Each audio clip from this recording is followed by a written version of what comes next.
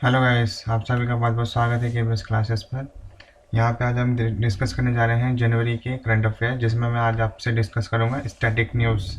जो स्टेट की जितनी भी न्यूज़ आई है ना इस जनवरी महीने में, ये सारा एक बार, ये इससे पहले मैंने आपसे डिस्कस किया था जनवरी और फरवरी के जो बैंकिंग और फाइनेंशियल न्यूज़ जो आती है वो सारी डिस्कस की थी। तो आप उसको जाके ज़रूर पढ़िए, बहुत ही इंपॉर्टेंट है। क्योंकि जैसे जैसे ये टाइम बीतता जाएगा ना, और जितना आप उसमें बेहतर बनते जाओगे, जितनी ज़्यादा बार उसे रिवीजन किया हुआ रहेगा, दिमाग में रहेगा, एग्ज़ाम में अच्छे मार्क्स लाने के चांसेस उतने ही ज़्यादा हो जाते हैं। क्योंकि कंटिन्यूस एग्ज़ाम में, और अगर कंटिन्यूस हमें ध्यान रहेगा तो बहुत ही मज़ेदार बनता जाएगा हमारे लिए ये सेशन। ठीक है, चलिए तो शुरू करते हैं बिना किसी आलस के। बस आपको क्या करना है, अपने काम पे ध्यान देना है। ठीक, चलिए शुरू करते हैं।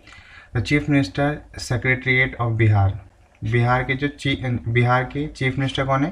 वो है नीतीश कुमार। और उनके जो सेक्रेटरीट है, ठीक है, जो सेक्रेटरी हैं, the disaster management department besides the national informatics centre. ठीक है, तो जो डिज़ास्टर मैनेजमेंट डिपार्टमेंट है के अलावा, बिसाइड्स मतलब के अलावा, द नेशनल इंफॉर्मेटिक्स सेंटर, तो NIC, देखो NIC जो आपका है ना मैं यहाँ पर ये ले लेता हूँ।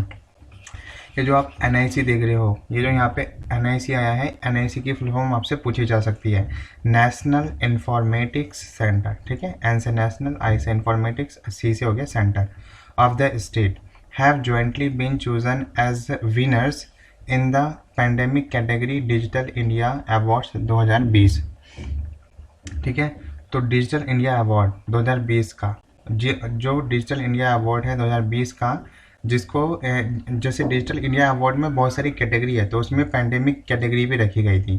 तो ये जो अवार्ड जीता है, किसने जीता है? ये दो लोगों ने जीता है। किसने? एक तो डिजास्टर मैनेजमेंट डिपार्टमेंट ने, और साथ ही एक जीता है आपका नेशनल इंफॉर्मेटिक्स सेंटर ने। और ये किसने दिया है? ये चीफ मिनिस्टर, बिहार के जो चीफ मिनिस्टर हैं उनके सेक्रेटरी हैं, उनके द्वारा ये अवार्ड दिया गया है। तो यहाँ पे आपको क्या पता चला कि जो चीफ मिनिस्टर ऑफ बिहार हैं, उनके जो सेक्रेटरी हैं, उनके द्वारा जो है डिजिटल इंडिया अवार्ड की बहुत सारी कैटेगरी है, उसमें से पैंडेमिक कैटेगरी में दो जनों को जॉइंटली तौर पर जो है अवार्ड दिया गया है। कौन कौन से हैं? एक तो बिहार का डिज़ास्टर मैनेजमेंट डिपार्टमेंट क्या है, एक तो है आपका डिज़ास्टर मैनेजमेंट डिपार्टमेंट, और दूसरा इसके अलावा कौन है? National informatics centre. तो NIC नेशनल इंफॉर्मेटिक्स सेंटर, और डिज़ास्टर मैनेजमेंट यानी कि इसको आप ऐसे बोल सकते हो DMD डिज़ास्टर मैनेजमेंट डिपार्टमेंट, और NIC मतलब नेशनल इंफॉर्मेटिक्स सेंटर को डिजिटल इंडिया अवार्ड्स की कैटेगरी पैंडेमिक, जो डिजिटल इंडिया अवार्ड्स है 2020 का, उसमें पैंडेमिक कैटेगरी में जो है अवार्ड मिला है। ठीक है, अगला देखो, अगला क्या है? India's first hot air balloon wild life safari. तो इंडिया की पहली hot air balloon wild life safari कहाँ पर है? इन टाइगर रिजर्व, एक टाइगर रिजर्व में है, वाज लॉन्च्ड हुई है in the world famous Bandhavgarh tiger reserve. Bandhavgarh tiger reserve आप सभी जानते हैं मध्य प्रदेश में है ना। तो बांधवगढ़ टाइगर रिजर्व में एक hot air balloon wild life safari जो है लॉन्च की गई है। अच्छा, किसके द्वारा? By the Madhya Pradesh forest minister Vijay Shah. तो फॉरेस्ट मिनिस्टर, मध्य प्रदेश के फॉरेस्ट मिनिस्टर, ये भी आपको ध्यान रखना है, मध्य प्रदेश के फॉरेस्ट मिनिस्टर हैं कौन? तो विजय शाह। ठीक है, मध्य प्रदेश के फॉरेस्ट मिनिस्टर कौन है? Vijay Shah. Now like Africa's forest, जैसा कि जो अफ्रीका के फॉरेस्ट में हुआ था, tourists in India will also enjoy hot air balloon wild life safari. जैसे कि इन्होंने देखा कि जो अफ्रीका के जो फॉरेस्ट है ना, वहाँ पे जो टूरिस्ट जो आते हैं, वहाँ पे वो एंजॉय करते हैं क्या? Hot air balloon wild life safari को। वहाँ पे वो hot air balloon wild life जो सफारी है उसको एंजॉय करते हैं। तो उसी के देखा देखिए ये जो हमारे मध्य प्रदेश के जो फॉरेस्ट मिनिस्टर हैं विजय शाह, इन्होंने भी बांधवगढ़ जो टाइगर रिजर्व है वहाँ पर जो है फर्स्ट टाइम इंडिया में इंट्रोड्यूस किया है hot air balloon wild life safari. ठीक है, अगला देखो क्या है? The state was planning to introduce this service in Pench, Khanna और Panna tiger reserve as well. यानी कि जो मध्य प्रदेश, अब देखो मध्य प्रदेश में और कौन कौन सी आती है? एक तो पेंच आती है, पेंच, खन्ना और पन्ना, पेंच, खन्ना और पन्ना टाइगर रिजर्व भी आती है। तो अभी देखो, अभी छोटी सी बात इसमें क्या हुई है, मैंने आपको इसमें ये बताया है, मध्य प्रदेश के जो फॉरेस्ट मिनिस्टर हैं जिनका नाम है विजय शाह, मध्य प्रदेश के जो फॉरेस्ट मिनिस्टर हैं जिनका नाम है विजय शाह, इन्होंने बांधवगढ़, क्योंकि बांधवगढ़ टाइगर रिजर्व जो है मध्य प्रदेश में पड़ता है, तो इन्होंने बांधवगढ़ टाइगर रिजर्व में जो है first time hot air balloon wild life safari को लॉन्च किया है। और ऐसा उन्होंने किसके देखा देखी क्या है, क्योंकि अफ्रीका के जो फॉरेस्ट हैं वहाँ पर भी hot air balloon wild life safari का जितने भी टूरिस्ट हैं वो ज़्यादा मज़ा लेते हैं, उसका आनंद उठाते हैं। तो इन्होंने फर्स्ट टाइम इंडिया में भी बांधवगढ़ टाइगर रिजर्व में hot air balloon wild life safari को लॉन्च कर दिया है। ठीक इसी के साथ साथ बांधवगढ़ के साथ साथ पेंच, पन्ना और कान्हा, ठीक है, पेंच, पन्ना और कान्हा में भी hot air balloon wild life safari को लॉन्च किया जाएगा मध्य प्रदेश के फॉरेस्ट मिनिस्टर विजय शाह के द्वारा। ठीक, इससे ऊपर मैंने आपको क्या बताया, डिजिटल इंडिया अवार्ड 2020 की बहुत सारी कैटेगरी है, उसमें से पैंडेमिक कैटेगरी जो अवार्ड मिला है वो जो है 2 जनों को मिला है, वो भी किस किस को मिला है, तो चीफ मिनिस्टर, जो बिहार के चीफ मिनिस्टर के सेक्रेटरी के द्वारा दिया गया है। किस किस को दिया गया है, 2 ज्वाइंटली को दिया गया है, एक तो disaster management department DMD disaster management department, और दूसरा है नेशनल इंफॉर्मेटिक्स सेंटर। ठीक है, दूसरा क्या है, national informatics centre. I hope आप सभी को क्लियर हुआ होगा। आगे बढ़े, अगले देखो क्या है, the countries first pollinator park. ठीक है, कंट्री का पहला pollinator park with over 40 species, एक तो कंट्री का पहला पॉलिनेटर पार्क है विद ओवर 40 स्पीसीज ऑफ, किसकी है, 40 स्पीसीज है, पॉलिनेटर पार्क है जिसमें 40 स्पीसीज है। किस किस की है, बटरफ्लाइज की है, हनी बीज की है, बर्ड्स की है, इंसेक्ट्स की है, इनकी जो है इन 4 की, जैसे कीड़े मकोड़ों की, आपका बर्ड्स हो गया, हनी बीज आ गया, बटरफ्लाइज हो गया, इन सभी की 40 प्रजातियां जो हैं पॉलिनेटर पार्क में जो है रखी गई हैं। हैज़ बिन डेवलप्ड, मतलब विकसित की गई हैं ओवर 4 एकर्स, यानी कि 4 एकड़ में। ठीक है, ये जो आपका पॉलिनेटर पार्क है इतने एकड़ में फैला है, तो 4 एकड़ में फैला है, और इसमें कितनी प्रजातियां निवास करती हैं, 40, एट हल्द्वानी। ठीक है, ये है कहाँ पर, पॉलिनेटर पार्क, जहाँ पर 40 प्रजातियां हैं बटरफ्लाइज, हनीबीज, बर्ड्स, इंसेक्ट्स की, जो कि 4 एकड़ में फैला है। ये आपका हल्द्वानी में है। हल्द्वानी कहाँ पे बिलोंग करता है, उत्तराखंड। ठीक, चलो आगे देखो, the objective behind developing the park is to conserve various pollinator species, create awareness among people in general about the importance of conservation of these species, and to promote further research on various aspects of pollination। pollination आपका होता है परागकण, आपने पढ़ा होगा। ठीक है, pollination होता है आपका परागकण। ठीक है, including a threat to habitat and impact of pollution on pollinators. देखो, परागकण तो आप जानते ही हो, एक का, जैसे आपने पुष्पों में भी पढ़ा होगा, परागकण जब एक जगह से दूसरी जगह जाता है तो एक प्रजाति, तो 1 से 2 जाते हैं, 2 से 3 हो जाते हैं। ठीक है, तो उनका पॉलिनेशन इसी तरीके से होता है। ठीक है, तो यहाँ पर मैंने आपको क्या बताया, बस आगे यही लिखा है, इसकी आगे यही लिखा गया है कि इसका ऑब्जेक्टिव ये है कि जो पॉलिनेटर में जितनी भी 40 स्पीसीज हैं उनको आगे बढ़ाना, उनको कंजर्व करना, लोगों को इसके बारे में अवेयर करना कि इसको वो सुरक्षित रखें, तरह तरह के, ठीक है, फैसिलिटी यहाँ पे दी गई है। तो अब यहाँ पे मैंने क्या बताया, उत्तराखंड के हल्द्वानी में एक पॉलिनेटर पार्क जो है इस्टेब्लिश किया गया है। उत्तराखंड के हल्द्वानी में एक पॉलिनेटर पार्क इस्टेब्लिश किया गया है जिसमें 40 प्रजातियाँ जो हैं कंजर्व की गई हैं। और वो 40 प्रजातियाँ किन किन की होंगी, जैसे बटरफ्लाइज की डिफरेंट की प्रजाति, हनी बीज की, बर्ड्स की और इंसेक्ट्स की, जो है तरह तरह की जो है प्रजातियों को सुरक्षित रखा गया है। ऐसी कितनी प्रजातियाँ हैं, 40। और ये जो है पॉलिनेटर पार्क कितने एकड़ में फैला हुआ है, तो आपका वो ये जो है उत्तराखंड के हल्द्वानी में ये 4 एकड़ में जो है फैला हुआ है, और ये पॉलिनेटर पार्क बनाया गया है उत्तराखंड गवर्नमेंट के द्वारा। ठीक, आगे बढ़ते हैं, अगला देखिए, अगला क्या आता है, द एशियन डेवलपमेंट बैंक, मतलब ADB की बात कर रहे हैं, विल प्रोवाइड 100 मिलियन, मतलब 730 करोड़, ठीक है, इंडियन रुपीज़ में, loan to modernise and upgrade the power distribution system in Bangalore city. तो अभी एशियन डेवलपमेंट बैंक ने $100 मिलियन दिए हैं। 100 मिलियन का मतलब हुआ 730 करोड़ बेंगलुरु सिटी को, किसको, अपग्रेड करने के लिए, पावर डिस्ट्रीब्यूशन सिस्टम को, बेंगलुरु के पावर डिस्ट्रीब्यूशन सिस्टम को अपग्रेड करने के लिए और उसे मॉडर्न बनाने के लिए। ठीक है, ये तो पहली बात। दूसरी बात क्या है, बिसाइड्स, इसके अलावा द यूएसडी डॉलर यानी कि 100 मिलियन जो डॉलर दिए गए हैं सॉवरेज लॉन्स, उससे सॉवरेज लॉन्स जो है दिया गया है। और एशियन डेवलपमेंट बैंक ने will provide 90 million loan without sovereign guarantee दिया है for the project Bangalore electricity supply company limited. देखो BESCOM, Bangalore electricity supply company limited, ठीक है, COM से हो गया company, Bangalore electricity supply company limited, ठीक है। तो आपका 100 मिलियन तो सॉवरेज लोन्स दिया है और ADB ने 90 मिलियन जो है विदाउट सॉवरेज जो है गारंटी दी है।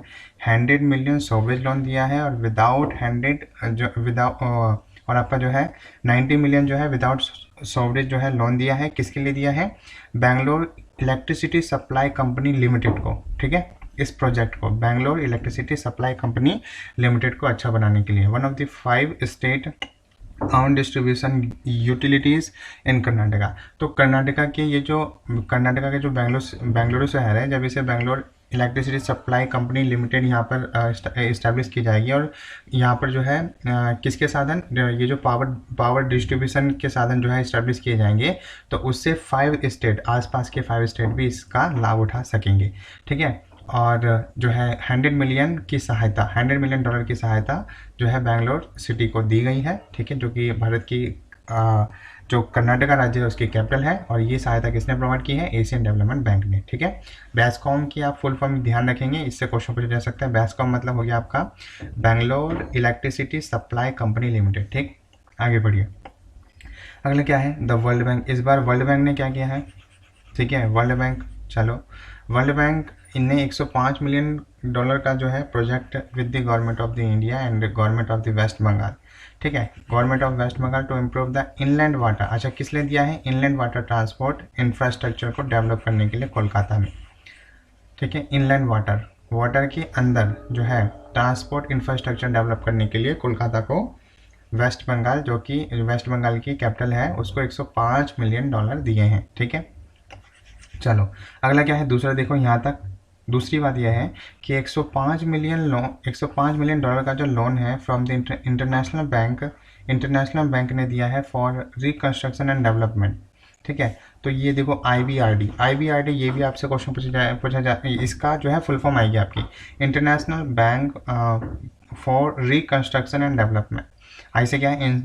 इंस्ट्रक्शन क्या है? International bank for reconstruction and development. International bank for reconstruction and development, ये भी आपका एक बैंक है, ठीक है, ये डेवलपमेंट है। तो इस बैंक ने भी क्या किया है? 105 मिलियन डॉलर का जो है लोन दिया है वेस्ट बंगाल को, ठीक है, वेस्ट बंगाल को दिया है लोन्स फ्रॉम द, इसके द्वारा has a maturity of 17 years including a grace period. देखो ग्रेस पीरियड 7 साल का। तो ग्रेस पीरियड का मतलब क्या समझे आप? अभी 2 लोन दिए गए हैं, वो भी कोलकाता को। पहला लोन वर्ल्ड बैंक ने दिया है 105 मिलियन डॉलर का, किस लिए? इनलैंड वाटर ट्रांसपोर्ट इंफ्रास्ट्रक्चर को डेवलप करने के लिए कोलकाता में। दूसरा लोन जो है IBRD ने वेस्ट बंगाल को दिया है, कौन सा?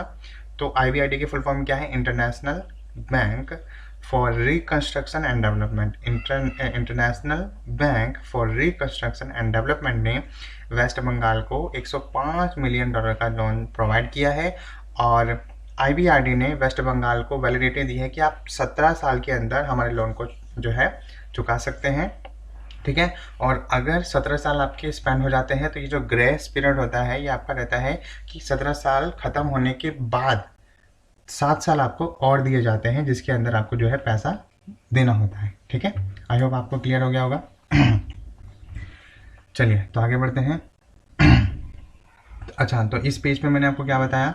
एशियन डेवलपमेंट बैंक ने 100 मिलियन डॉलर यानी 730 करोड़ का जो है लोन सैंक्शन किया है बेंगलुरु सिटी में पावर डिस्ट्रीब्यूशन सिस्टम को अच्छा बनाने के लिए।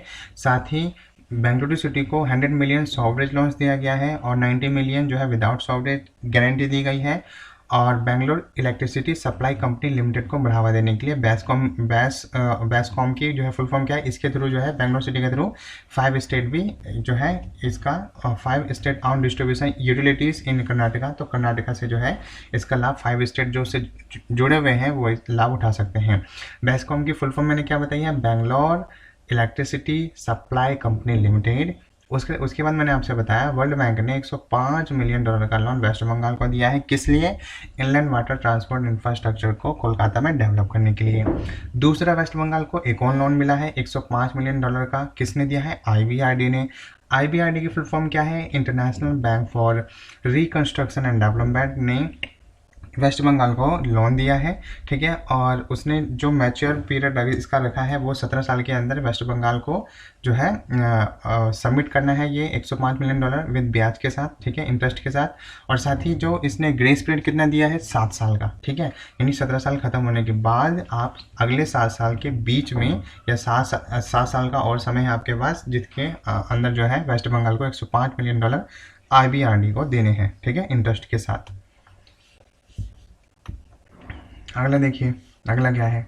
The government of Madhya Pradesh, ठीक है, हैज़ लॉन्च्ड अच्छा, मध्य प्रदेश की गवर्नमेंट ने लॉन्च किया है लॉन्च पैड स्कीम, ठीक है। मध्य प्रदेश की जो गवर्नमेंट है उसने लॉन्च किया है launch pad scheme for the boys and girls, ठीक है। ये ध्यान रखना, ये जो लॉन्च पैड स्कीम बॉयज़ और गर्ल्स के लिए है।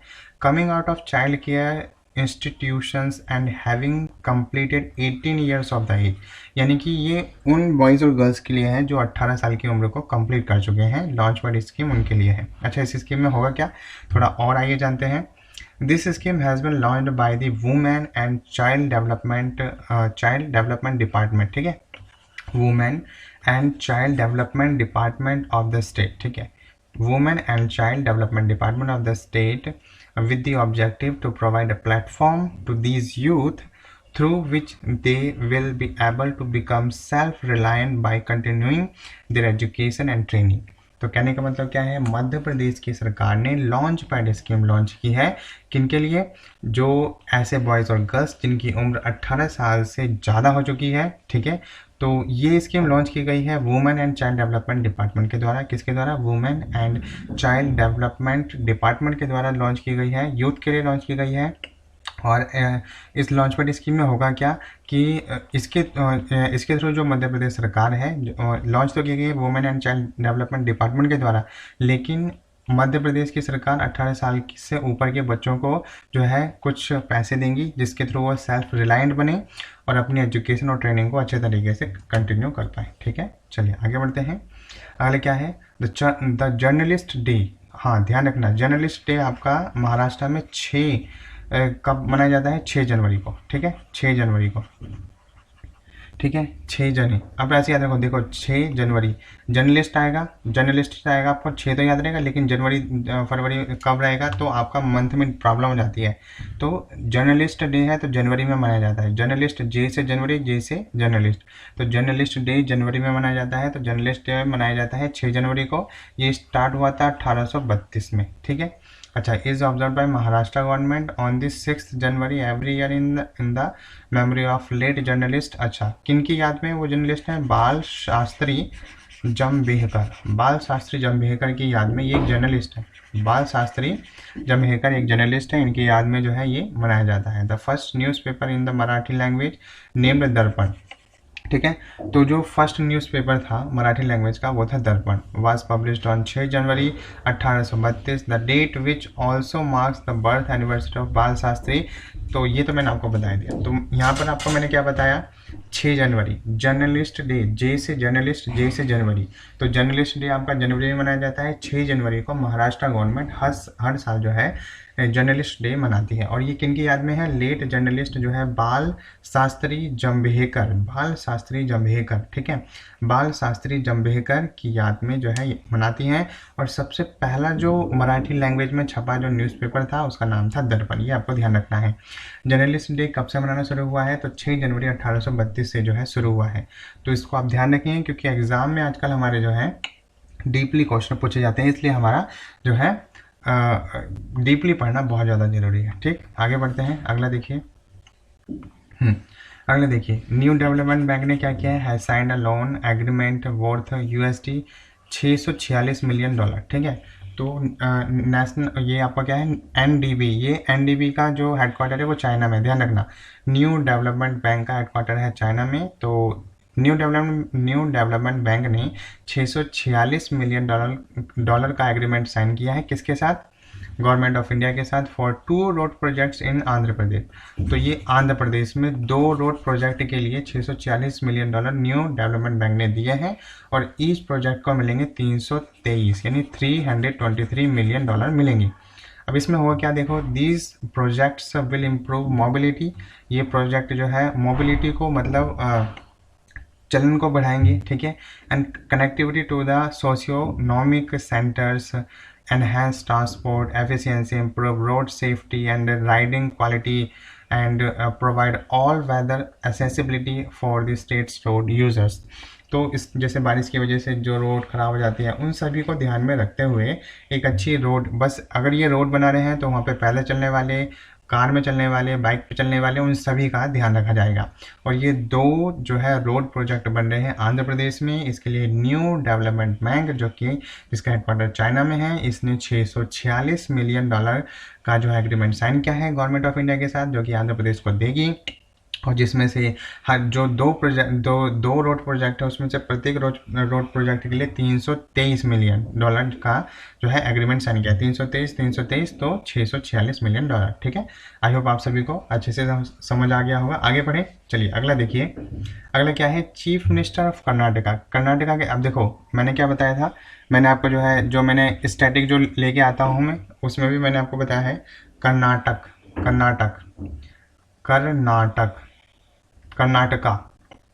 कर्नाटका से क्या हो जाएगा, कर्नाटका अप्पा, BS येदुरप्पा, ठीक है। कर्नाटका के अप्पा, ठीक है। कर्नाटक के अप्पा BS येदुरप्पा। और अप्पा ने अप्पा ने जो है थप्पड़ लगाया किसको, वाजूभाई वाला को। अप्पा ने थप्पड़ लगाया वाजूभाई वाला को, तो उससे आपका बन जाएगा वाजूभाई वाला, ठीक है। वाजूभाई वाला जो है गवर्नर है यहाँ के, ठीक है। कर्नाटका के गवर्नर कौन है, वाजूभाई वाला, ठीक है।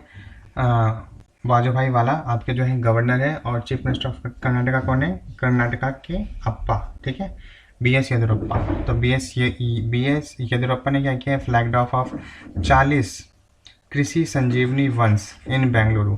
तो कर्नाटका के बेंगलुरु शहर में जो आपका जो है कैपिटल भी है कर्नाटका की, वहाँ पर BS येदुरप्पा ने 40 कृषि संजीवनी वंश जो है शुरू किया है। BS येदुरप्पा ने 40 कृषि वंश जो है बेंगलुरु में शुरू किया है। These ones have been launched by the state agriculture department with central assistance under अच्छा, ये जो वंस है ना, ये जो वंस है, ये जो दीज वैन्स, ये बहुत सारी जो वैन्स हैं, ये वैन है, ये जो वैन्स हैं हैव बीन लॉन्च की गई हैं बाय द स्टेट, अच्छा किसके द्वारा, एग्रीकल्चर डिपार्टमेंट के द्वारा, विद सेंट्रल असिस्टेंस, यानी कि केंद्र की सहायता के साथ एग्रीकल्चर डिपार्टमेंट के द्वारा जो है ये लॉन्च किए गए हैं वैन्स अंडर नेशनल कृषि विकास।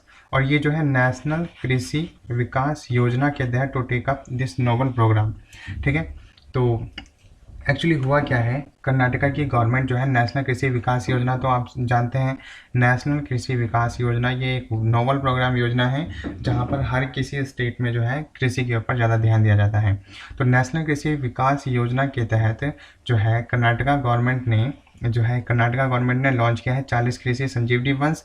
और बेंगलुरु में कहाँ पर 40 कृषि संजीवनी वंश जो है, देखो कर्नाटका और कृषि, तो कर्नाटका कृषि 40 कृषि संजीवनी वंश बेंगलुरु में लॉन्च किया है।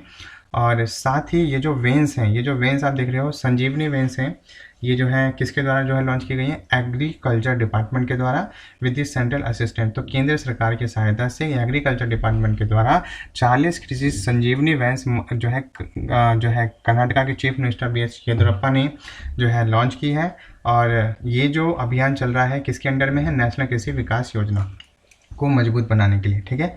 तो यहाँ पे मैंने आपसे 2 बात कही, आंध्र प्रदेश में 2 रोड प्रोजेक्ट बनेंगे और हर एक प्रोजेक्ट की वैल्यू कितनी रहेगी, 323 मिलियन डॉलर, यानी कि $323 मिलियन USD, ठीक है, रोड प्रोजेक्ट को अच्छा बनाने के लिए। अगली आपकी बात क्या आती है, चीफ मिनिस्टर ऑफ कर्नाटका जो चीफ मिनिस्टर कर्नाटका के अप्पा BS येदुरप्पा और वाजूभाई वाला इसके गवर्नर है। तो BS येदुरप्पा ने क्या किया है, 40 कृषि संजीवनी वैन्स जो है इन्होंने बेंगलुरु में चलाई हैं। और ये जो वैन्स जो चली हैं ये किसके द्वारा चली हैं? एग्रीकल्चर डिपार्टमेंट और सेंट्रल असिस्टेंस के द्वारा। एग्रीकल्चर डिपार्टमेंट और सेंट्रल असिस्टेंस के द्वारा जो है ये 40 कृषि संजीवनी वैन्स जो है लॉन्च की गई है। 40 कृषि संजीवनी वैन्स बेंगलुरु में लॉन्च की गई है। और ये भी जो 40 कृषि संजीवनी वैन्स बेंगलुरु में लॉन्च की गई है ये किसके अंडर में आती हैं? ठीक है, तो नेशनल कृषि विकास योजना के तहत, नेशनल कृषि विकास योजना के तहत पूरे नेशन में, पूरे इंडिया में कृषि विकास योजनाएं चलाई जा रही हैं। उसी को ध्यान में रखते हुए कर्नाटका गवर्नमेंट ने जो है, और कर्नाटका गवर्नमेंट और ये जो एग्रीकल्चर डिपार्टमेंट आप देख रहे हो, केंद्र की मदद से एग्रीकल्चर डिपार्टमेंट ने जो है 40 कृषि संजीवनी वैन्स योजना जो है बेंगलुरु में शुरू की है। और इसका जो है फ्लैग ऑफ किसने किया है? BS येदियुरप्पा, जो कि कर्नाटका के चीफ मिनिस्टर हैं। ठीक है, आई होप आप सभी को अच्छे से क्लियर हो गया होगा। आगे बढ़ते हैं हम लोग, अगला देखिए। अगला देखिए क्या है? वेस्ट बंगाल के CM कौन है? ममता बनर्जी, आप सभी जानते हैं।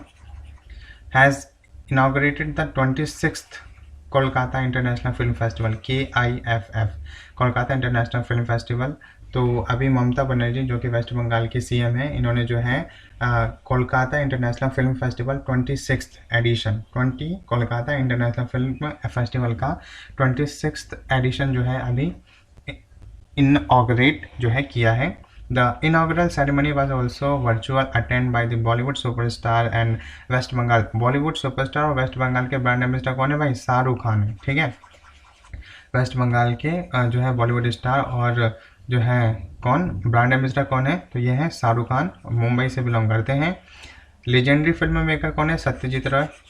लेजेंडरी फिल्म मेकर कौन है? सत्यजीत रॉय। उनकी क्लासिक मूवी है जिनका नाम है अपूर्व संसार। लेजेंडरी जो सत्यजीत रॉय हैं उनकी क्लासिक मूवी है अपूर्व संसार will be inaugural film of the festival in which 131 movies from the 45 countries से आएंगी और टिल 13 जनवरी। ठीक है, 13 जनवरी, तो 13 जनवरी तक, ठीक है, विल बी स्क्रीन टिल 13 जनवरी। तो 13 जनवरी तक ये जो कोलकाता में यानी वेस्ट बंगाल में जो 26th एडिशन का कोलकाता इंटरनेशनल फिल्म फेस्टिवल चल रहा है, जिसमें शाहरुख खान जो है वेस्ट बंगाल के ब्रांड एम्बेसडर हैं, बॉलीवुड स्टार हैं, मुंबई से बिलोंग करते हैं।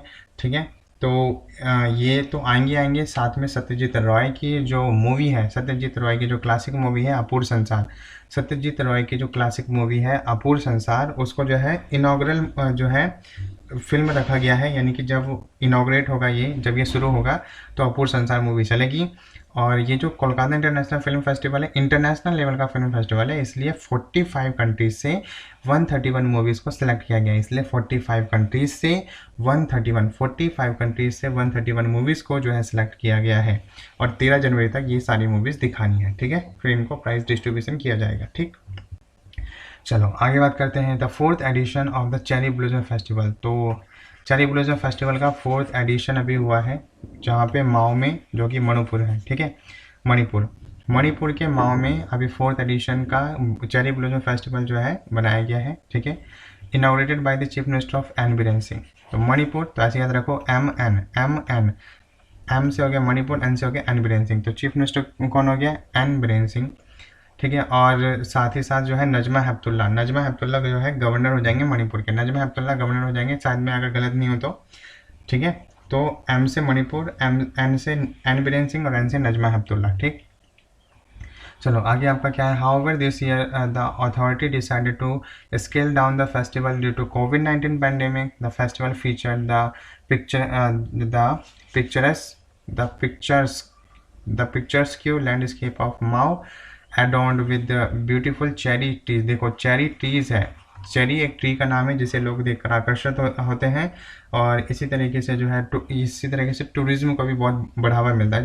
जो ब्यूटीफुल जो चेरी ट्रीज है, इसको देखने के लिए लोग आते हैं, इससे टूरिज्म को बढ़ावा मिलता है। इसलिए जो मणिपुर की जो गवर्नमेंट है, ठीक है, जो chief minister N Biren Singh है, उन्होंने क्या करा है, मणिपुर के माओ में, क्योंकि ये चेरी ट्रीज जो है माओ में ही जो है उगे हैं। ठीक है, तो माओ में जो है चेरी ब्लॉसम फेस्टिवल मना रहे हैं और इसका 4th एडिशन है। इसका मतलब ये इसे कब से मना रहे हैं? 2016 से मना रहे हैं, 2020 में। 2020 हो गए, तो अभी 4th एडिशन इन्होंने 20 में मनाया है, 2016 में इन्होंने शुरू किया था। ठीक है, and blooming flowers हैं which have traditionally attracted visitors from across the world। पूरे संसार में जो है यहाँ पर blooming flowers हैं, बहुत बेहतरीन flowers हैं जिसकी सुगंध जो है जितने भी टूरिज्म है उनको आकर्षित करती है। इसलिए जो है यहाँ पर चेरी ट्रीज के कारण जो है इन्हें चेरी ब्लॉसम फेस्टिवल मनाया जाता है, जो कि मणिपुर के माओ में है।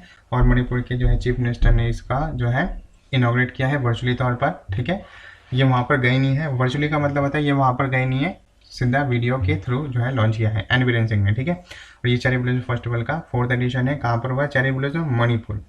चेरी ब्लॉसम कहाँ पर हुआ है? चेरी, क्योंकि चेरी ट्री मणिपुर में है। ठीक, आगे बढ़ते हैं। अच्छा, यहाँ के इस स्लाइड के बारे में आपको फिर से एक बार मैं जो है रिकॉल कर देता हूँ। ममता बनर्जी जो कि वेस्ट बंगाल की चीफ मिनिस्टर हैं, इन्होंने 26th एडिशन ऑफ किसका हो गया, कोलकाता इंटरनेशनल फिल्म फेस्टिवल का जो है लॉन्च किया है। ठीक है, और यहाँ पे हुआ क्या है कि ये जो इस सेरेमनी में कौन कौन आएगा, एक तो बॉलीवुड स्टार और वेस्ट बंगाल के जो ब्रांड एम्बेसडर हैं शाहरुख खान जो मुंबई से बिलोंग करते हैं। ठीक है, वो आएंगे, और साथ ही जो लेजेंडरी फिल्म मेकर हैं सत्यजीत रॉय, उनकी क्लासिक मूवी अपूर्व संसार, उनकी क्लासिक मूवी जो है अपूर्व संसार, इस फिल्म में जो है जब ये आपका जो फेस्टिवल चलेगा तो इसमें जो है इनॉग्रेट की जाएगी। ठीक है, और 131 मूवीज रहेंगी, और इस फिल्म फेस्टिवल में क्या रहेगा, 131 मूवी 45 कंट्रीज, क्योंकि इंटरनेशनल फिल्म फेस्टिवल है तो इसमें कितनी रहेंगी, इसमें रहेंगी आपकी